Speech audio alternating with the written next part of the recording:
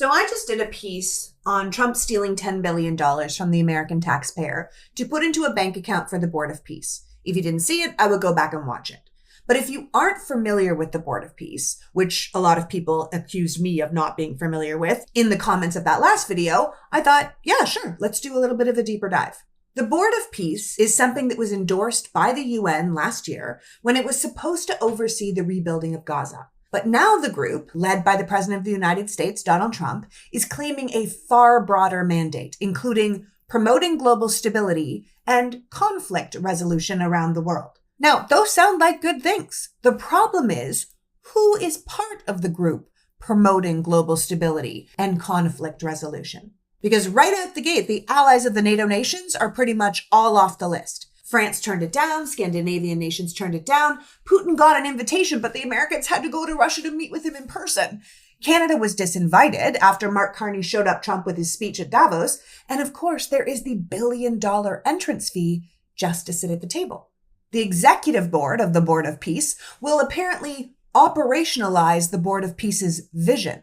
And that includes the Secretary of State, Marco Rubio, U.S. Special Envoy to the Middle East and Russia, Steve Witkoff, Trump's son-in-law, Jared Kushner, Sir Tony Blair, the former Prime Minister of the UK, who is deeply tied to all the worst people in the world, the CEO of Apollo, Mark Rowan, AJ Benja, the World Bank president, and a guy named Robert Gabriel, who is apparently a security advisor that no one can find any real information on.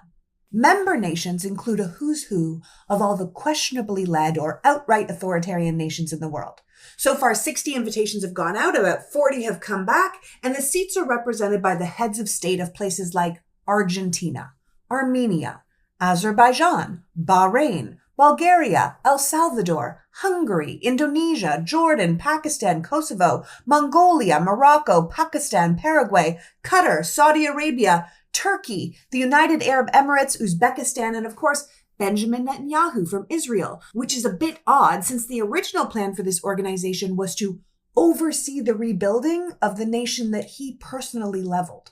Vladimir Putin will probably join, as will the leader of Belarus. So the group is basically what Atlantic writer Anne Applebaum called Autocracy Inc. One representative they don't have, as they oversee the rebuilding of Gaza, is a single Palestinian. Donald Trump has named himself first chairman of the Board of Peace, which, according to the new charter, means he will dictate the entire enterprise. He has exclusive authority to create, modify, or dissolve entities as necessary, and he gets to designate his own successor. So if there is any period of time where Donald Trump is not president of the United States, he will be the extremely well-compensated king of the world's killers. In the first meeting at Davos that pretty much left out every single person we've ever been allies with, the Board of Peace was graced by Jared Kushner, who did a speech calling out a master plan for Gaza that he referred to as beautiful real estate.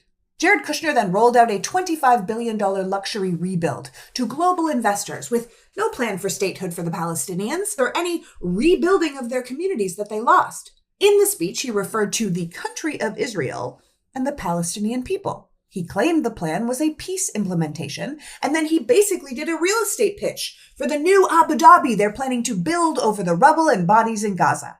Now, I think it's important to remember that these plans have been in the works since well before October 7th, when the war between Israel and Gaza started, because Peace Board members Steve Witkoff and Jared Kushner were on 60 Minutes prior to that, saying they'd been planning this for years.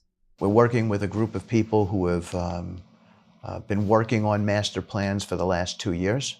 So there are plans already. Yeah. We have plans already. We have a master plan already. And by the way, and Jared's been pushing this and we're working together on it. And I think if the world saw the progress so far, they'd be pretty impressed. Now, clearly, based on Jared's face, he was not supposed to say that, but there it is. So now Trump is in charge of billions of dollars, including the $10 billion he's planning to take from the American taxpayers to run the Board of Peace. And their big hot plan is to build a fancy super city for the ultra-rich. What did Trump call it? Ah, yes, the Riviera of the Middle East. They're not even pretending anymore. We are being robbed blind while they turn the world into the playground of their dreams. A playground that apparently includes raping and murdering children without repercussion. So I'm sure the new Gaza will have that too. So great job, Republicans. Thank you for doing absolutely nothing to stop this when you have all of the power in the world to do so. Well fucking done. As people smarter than me have said, it's not so much the board of peace, but a bunch of people who were bored with peace.